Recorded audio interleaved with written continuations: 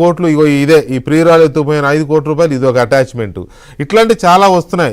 ఎన్నికల్లో 8 కోట్లు పంచారని ఏదో తేల్చారు. ఇంకా చాలా ఉన్నాయి బయటికి రావాల్సినవి. ఎవరిది బాధ్యత? అది అక్కడ దాకా వెళుతుందా అనే దాని మీదనే ఇప్పుడు సంశయం. ప్లీజ్ బ్రీఫ్గా. వెంకటకృష్ణ గారు, మంచిని మంచి అని చెప్తాం. మంచి పోలీస్ ఆఫీసర్ ఉంటే మంచి పోలీస్ ఆఫీసర్ అంటాం. మంచి ప్రజాప్రతినిధి ఉంటే మంచి ప్రజాప్రతినిధి అంటాం.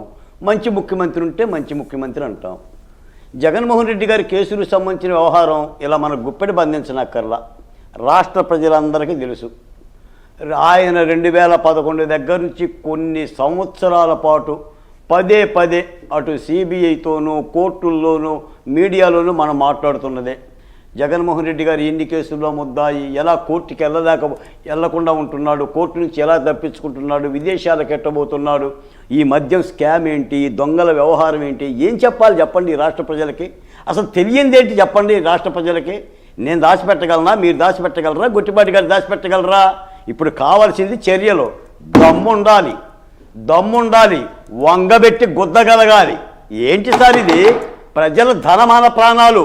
నేను చెప్తుంది, రేపొద్దున నన్ను అడగరా ఏంటి? ఈ రాష్ట్రంలో ప్రజలు ఏం బగలదెత్తున్నారు బాలకోటయ్య? ఏది నేరగాళ్ళు ఎప్పుడు పట్టుకుంటారు? జగన్మోహన్ రెడ్డి గారిని ఎందుకు అడగకూడదు? ఎందుకు నోటీస్ ఇవ్వకూడదు? వెంకటకృష్ణ గారు, ఆయన ప్రభుత్వంలోనే కదా మద్యం పాలసీ మారింది. ఆయనకి తెలియకుండా ఇవన్నీ జరుగుతాయంటే నమ్మమంటారా? నువ్వు అధినేతమే. గత 5 ఏళ్ళు మద్యం పాలసీని మార్చింది నువ్వు. సజ్జలకు ఎందుకు నోటీస్ ఇవ్వకూడదు వెంకటకృష్ణ గారు?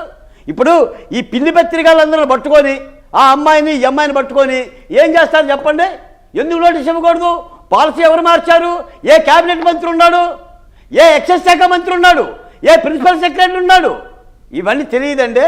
అంటే నేను దాచిపెట్టినంత మాత్రాన, లేదా నేను నోరు మూసినంత మాత్రాన ప్రజలకు తెలియదా?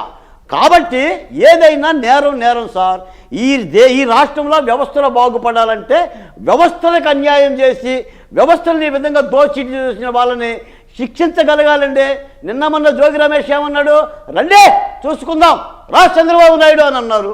ఎత్తి లోపలేశాం. దోలు తీరింది కదా. నేను చెప్పిన ఐబొమ్మ అదే అన్నాడు. మళ్ళీ అటు హీరో అని చెప్పేసి మాట్లాడు. దొంగలు కూడా హీరోలు ఉంటారు. ఐబొమ్మ చూసే వాళ్ళందరూ కూడా రవికి హీరో అని అంటారు.